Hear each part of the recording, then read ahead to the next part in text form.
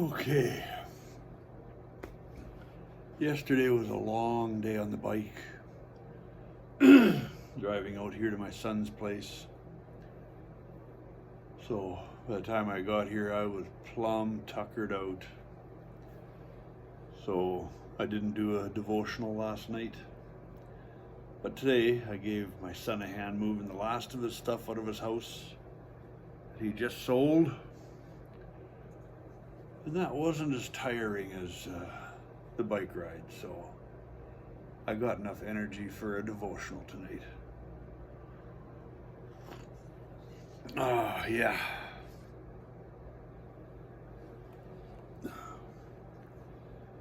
And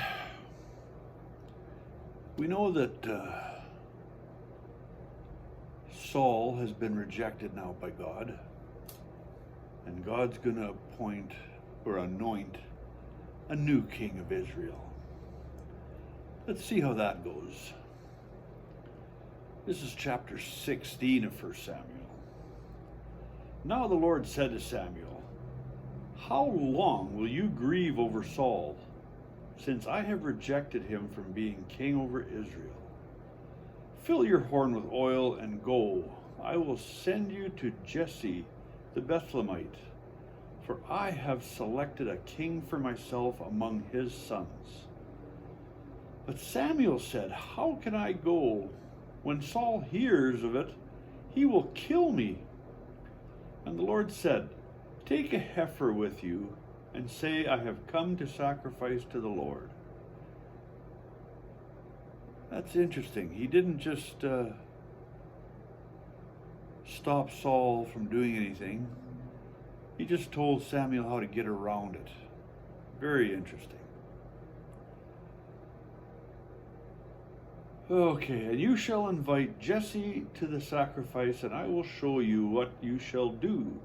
And you shall anoint for me the one whom I designate to you. So Samuel did what the Lord said, and came to Bethlehem. And the elders of the city came trembling to meet him and said, "Do you come in peace?"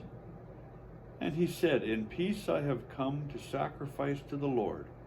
Consecrate yourselves and come with me to the sacrifice." He also consecrated Jesse and his sons and invited them to the sacrifice.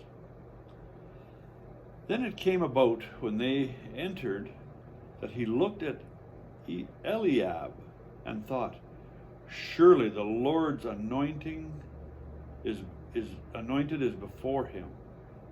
But the Lord said to Samuel, "Do not look at his appearance or at the height of his stature, because I have rejected him.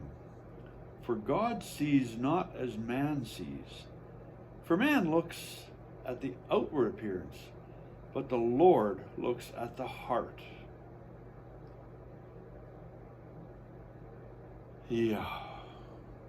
So that is another fascinating little detail of the story. God doesn't look at the human stature. He looks at the human heart. And that no man can see. So Jesse's sons get paraded in front of Samuel.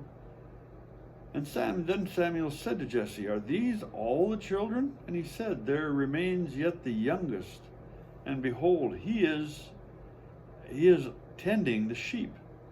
Then Samuel said to Jesse, "Send and bring him, for we will not sit down until he comes here." So he sent and brought him in. Now he was ruddy, with beautiful eyes and a handsome appearance. And the Lord said, "Arise, anoint him, for this is he." Then Samuel took the horn of oil and anointed him in the midst of his brothers. And the Spirit of the Lord came mightily upon David from that day forward.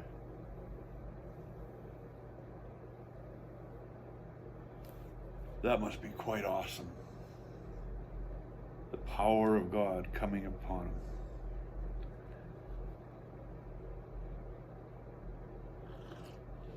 I'm just enjoying an evening tea here before bed. So, then in chapter 17, we have the Philistines gathering to fight Israel. And, we all know the story of David and Goliath. So at the end of chapter 17, and the sons of Israel returned from chasing the Philistines and plundered their camps. Then David took the Philistines' head and brought it to Jerusalem, but he put his weapons in his tent. Now when Saul saw David going out against the Philistine, he said to Abner, the commander of the army, "Abner, whose son is this young man?" And Abner said, "By your life, O king, I do not know."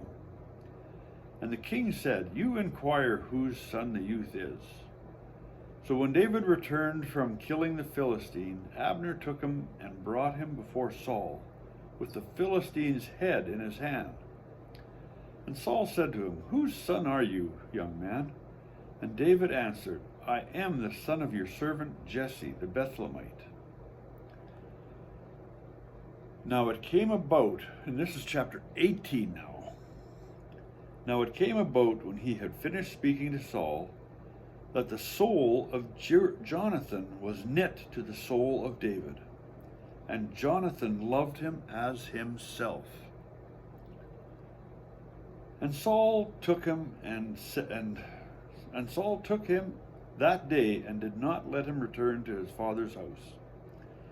Then Jonathan made a covenant with David, because he loved him as himself.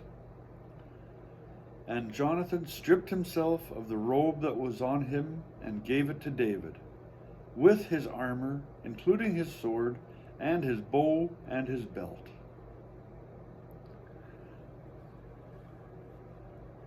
That kind of gives a little extra meaning to love your neighbor as yourself. Because here in verse 4 of chapter 18, actually chapter 18 verse 3, then Jonathan made a covenant with David because he loved him as himself.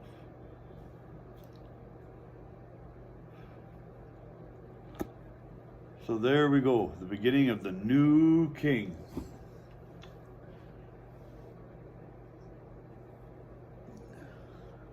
It's going to be a while yet before he becomes king. He will definitely have some trials and tribulations, but we'll see about that in the days ahead. You all have a fabulous Tuesday night. God willing, we'll see you tomorrow.